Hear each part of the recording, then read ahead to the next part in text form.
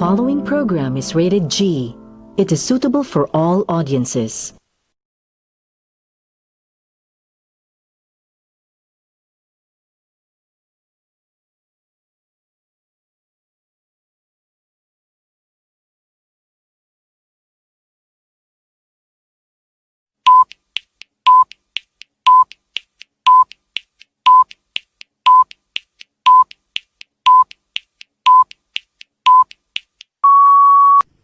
Good day to all of you, even to our dearest teacher who is currently watching our little presentation.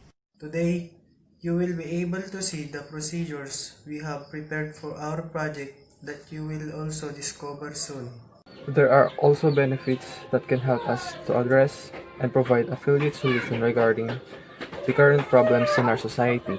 Let's do not mess around anymore, and we will start.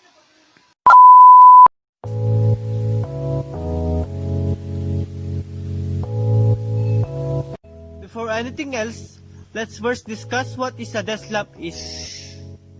A desk lamp is a portable task light that sits on a desk or table to provide target illumination for accomplishing tasks. It is designed and controlled to affect only specific task area being illuminated. How does a desk lamp work? It's a beam of light that is directed on the surface and therefore would highlight the area you are working on. Work surfaces can be supplemented with task lighting from the desk light or reading lamps to give workers total control over where and how much light they need for other tasks, such as reading a document. What is the purpose of a desk lamp? Desk lamps provide task lighting for reading, writing, studying, crafting, computer work, and more. For this reason, a good desk lamp should provide bright and clear light that is easy to work beneath. Okay, so let us move on to the procedures how to create a desk lamp made of disposable materials that commonly seen around us. So there are some materials that we've been prepared for making this output.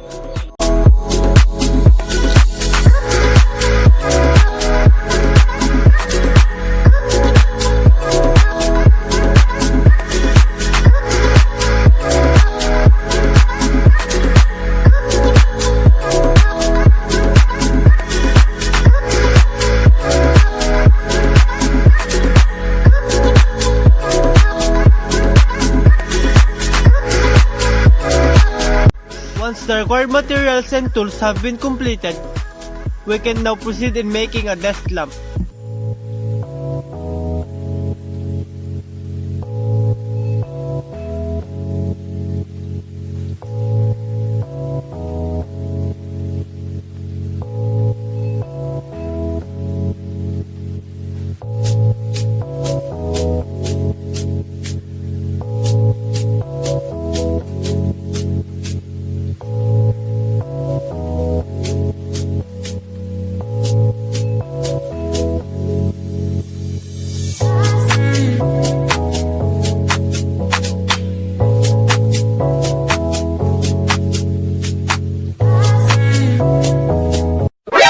NANI?! お前はもう死んでいる。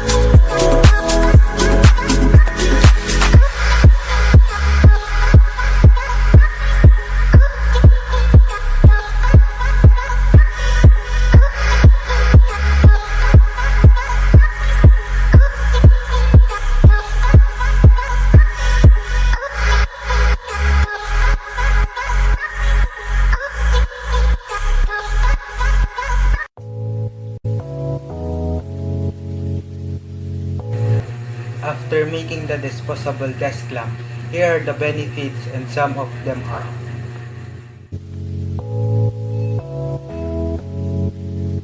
In the event of a sudden power outage in our home, especially when we are busy doing our homework, the recycled desk lamp we have made and completed will serve as a way and solution to our problem, because it provides the light to see and continue to perform our assignments.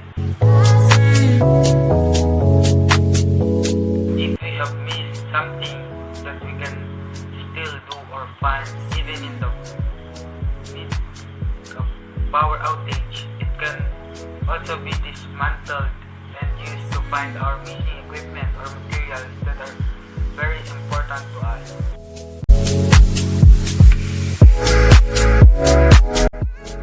In case there is no good purchase of materials or furniture to be used in our home, such as desk lamp, we can also invent by using the ways you have been used before, because it is very simple to do and not get paid in the pocket.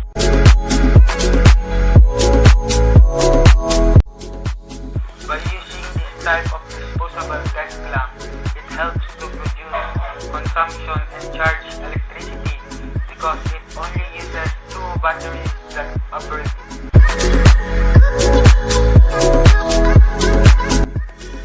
It is lightweight and easy to carry, so it can be used wherever we go.